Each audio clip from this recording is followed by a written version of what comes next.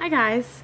So I thought today I would make a video on my current medications because they are working extremely well for me.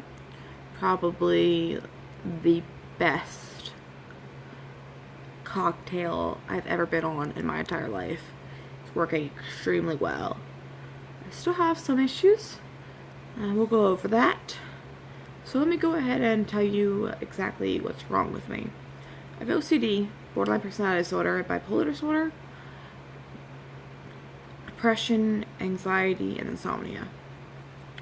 My main two issues with insomnia just kind of is borderline and OCD. So, with that said, the issues I'm still having, OCD issues, they've been with me as long as basically I've been alive. My mom says that as soon as I knew how to take clothes off, they were off. Clothes are what gets me, especially bras. So yeah, still having some issues with that, but I think it's gonna be something I have to deal with for the rest of my life. You can't completely get rid of every single symptom of mental disorders, especially when you have so many, like I do. So another thing that's been going on is that, there's outside stressors, and when they happen to me, like if somebody's yelling at me, I react. But I kind of react a little more extra than normal people would because, it's just my mood issues. But I'm not, it's from outside things, people actually making me do this, so it's not just me being crazy. So yeah, still having some issues, but again, you can't completely get rid of everything. So on to the medications. I will start with what I've been on the longest. I have been on gabapentin for probably about 2 years now. I was originally put on it for anxiety, and then I went to my orthopedic doctor because he knew I was having some nerve pain issues. And he was like, Dad, have you noticed any difference in your pain you've been feeling? And I was like, yeah, actually I have. So he upped it. And ever since then, my psychiatrist has been prescribing it at 600 milligrams 3 times a day. I don't know exactly how much it does for anxiety. It's obviously working with this cocktail, but also, if I miss a day of taking it for some reason, the nerve pain is there instantly. I have a kitty. Next thing I've been on the longest, I would say, is Seroquel XR. I have been on that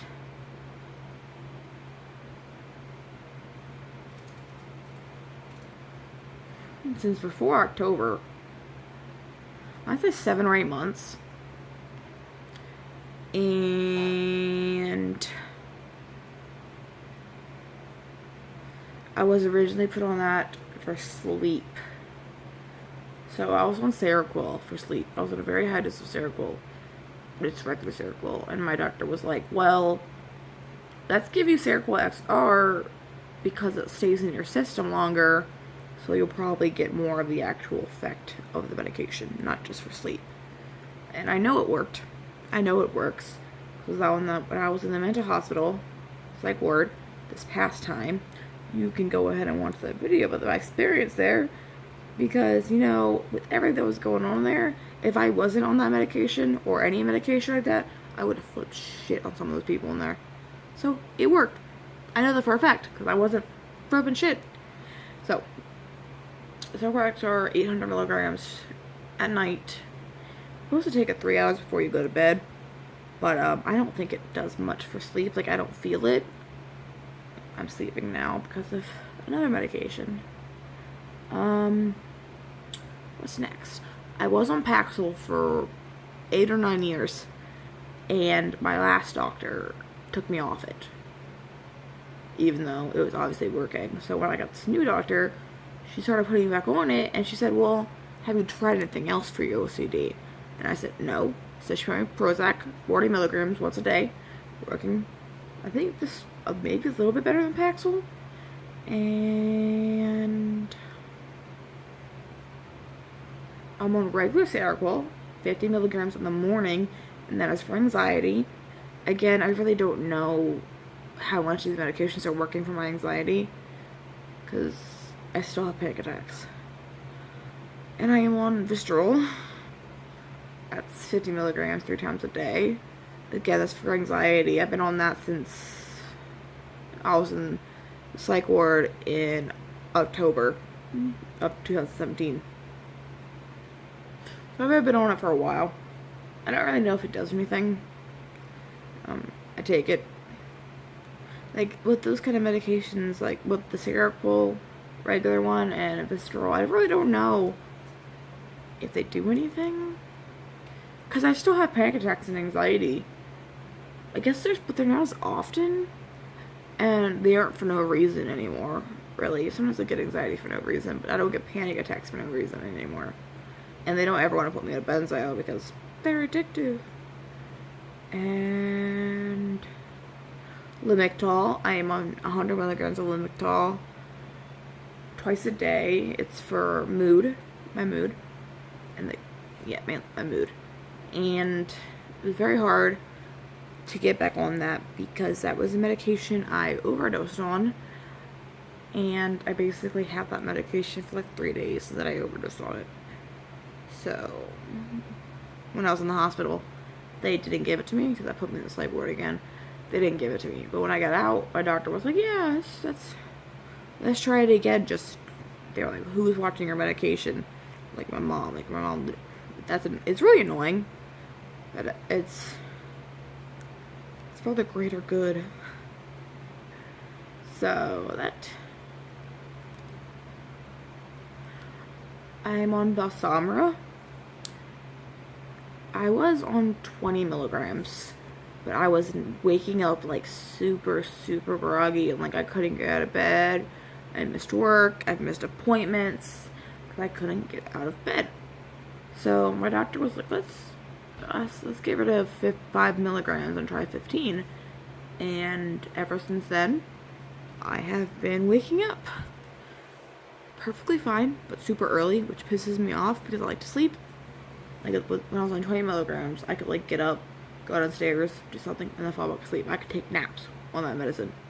Can't take naps at 50 milligrams. So that sucks, but I am sleeping.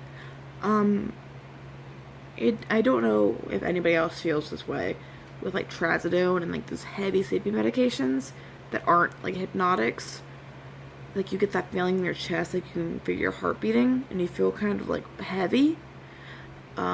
I've gotten that a couple times with Balsamra, 20 milligrams, only randomly, and it might be because it's mixed with Seroquel XR, but it's working well for me, and that's the only thing, again, I don't like.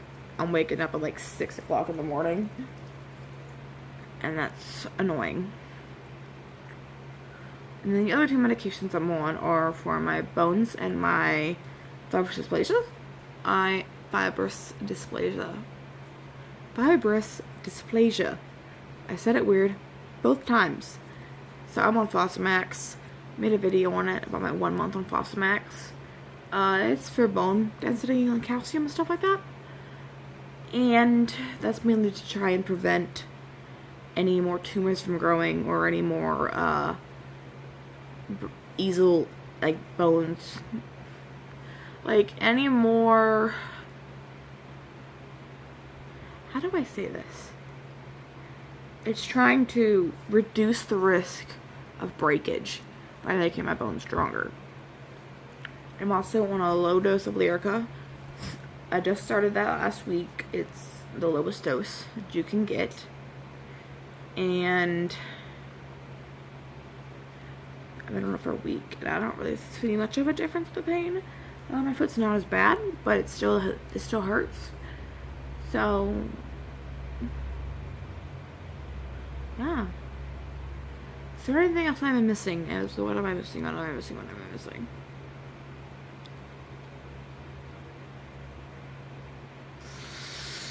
I don't think there's anything else. I don't think. Nope. That's the medications I'm on. So they're working really well for me.